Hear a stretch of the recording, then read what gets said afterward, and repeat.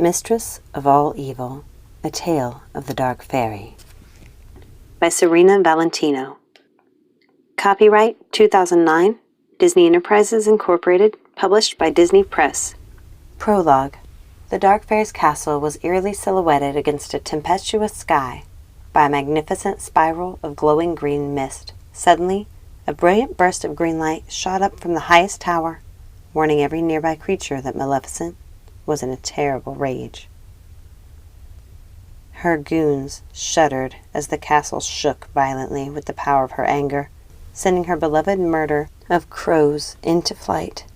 For 16 years, her creatures had been searching for the Princess Aurora, but it had all been in vain. Now, the girl was home in King Stephen's castle for her 16th birthday, ready to take her place at the royal court. Maleficent paced back and forth in her private chamber. She hadn't been able to reach the odd sisters by raven or crow. "Why didn't they listen to me?" she muttered furiously. "They should never have trusted Ursula." Maleficent needed the sisters now more than ever, and she feared they were lost to her. She went to the enchanted mirror hanging on her wall. The three sisters had given it to her many years before. "Show me Lucinda. Show me Ruby. Show me Martha," she commanded. The mirror's surface swirled with glowing violet light. The Dark Fairy had never quite mastered mirror magic like the odd sisters, and she seldom used their gift. Nevertheless, after a moment, hazy images of the sisters appeared in the glass. They were wandering aimlessly through a large mirrored chamber. They seemed to be calling out a name over and over again, but Maleficent couldn't discern their words. "Lucinda, can you hear me? Sisters, I need you!" Maleficent cried. For a moment, she thought that the sisters had heard her, because they abruptly stopped their ceaseless wandering. "Sisters, where are you? I need your help with Aurora!" Maleficent shouted. Suddenly, Lucinda grew more distant in the mirror, her face flickering in the swirling purple haze of magic, as she ushered frantic orders to the Dark Fairy. "You must get into that castle, Maleficent. Go by fire, go by smoke, go by rhyme, go by any means available to you, but go! Create the mundane instrument of her doom if you must, and send her to the land of dreams. We will be waiting for her, but you must find a way to make sure she never wakes. Our powers are not the same in this place. It will all be up to you. Now go!" And then, as quickly as she'd appeared, Lucinda was gone. Maleficent only saw her own green face reflected in the mirror surface. No matter how many times Maleficent called for Lucinda and her sisters, she couldn't summon them again. She smashed the mirror into tiny pieces with her staff, angrier than ever with the odd sisters for their foolishness. Maleficent turned to her beloved pet raven, Diablo, who was perched on her shoulder. "It seems the odd sisters are lost in the land of dreams. I told them something like that would happen if they helped Ursula. They didn't listen, the fools!" Maleficent tightened her grip on her staff. The green sphere on the end began to glow. "I will use fire, smoke, and rhyme. Those meddlesome fairies thought they could keep their darling Rose hidden from me. They thought they could keep her safe. But I know the King and Queen have their precious princess within their castle at this very moment." Maleficent stormed to her fireplace. "I shall use fire!" she cried, as she slammed her staff soundly on the stone floor. Her castle rumbled as the large blaze appeared in the fireplace, followed by a matching fire in Princess Aurora's chamber. Through the flames, Maleficent could see Aurora crying. "Poor dear, she doesn't know she's betrothed to her one true love. All the better. Now, I shall use rhyme," Maleficent declared, extinguishing the fire and closing her eyes as the words of her dark spell swirled through her thoughts.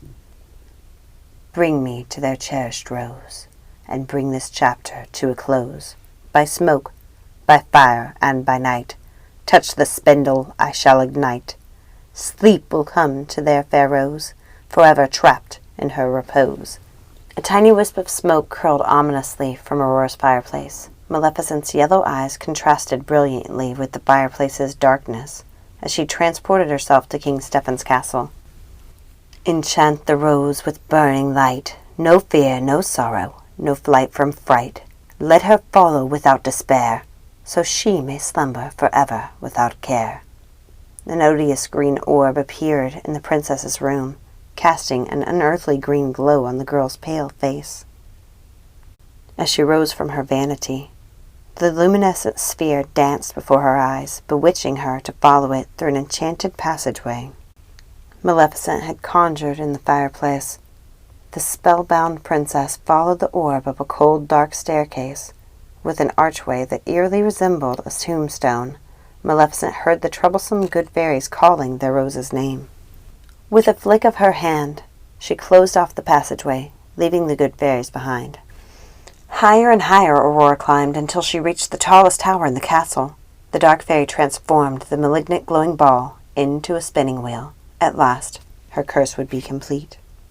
As the wheel spins, so does time, unstoppable and divine. Weaving my spell of endless sleep in dreamscape she shall keep. The princess reached for the spindle, but hesitated. A force within her seemed to be surging, struggling against Maleficent's evil spell. "Touch the spindle! Touch it, I say!" Maleficent commanded. Her dark magic prevailed over the poor princess. She reached out and lightly touched the spindle's point. The sharp needle pierced her skin, sending a sickening feeling through her entire body. She felt all the life draining from her. As her world went black, the princess fell to the floor at Maleficent's feet, hidden beneath the dark fairy's long robes. At that moment, the three good fairies burst into the room, their little faces filled with fear and worry. Maleficent smirked at the trio. "You poor, simple fools, thinking you could defeat me, the Mistress of All Evil!" Finally, she had the Princess Aurora. After all those years, her curse had put their beloved princess to sleep, just as she decreed. Their attempts to keep her safe had failed. With a flourish, Maleficent swept her cloak to one side. "Well, here's your precious princess," she added, cackling triumphantly. The three good fairies gasped at the ghastly scene. Their beautiful Rose's lifeless body lay on the cold stone floor. Her tiara lay beside her like an omen that she would never become queen. Thank you so much for listening. Remember, like and subscribe, and don't forget to ring that notification bell to keep up to date on all the new magic. Have a magical day.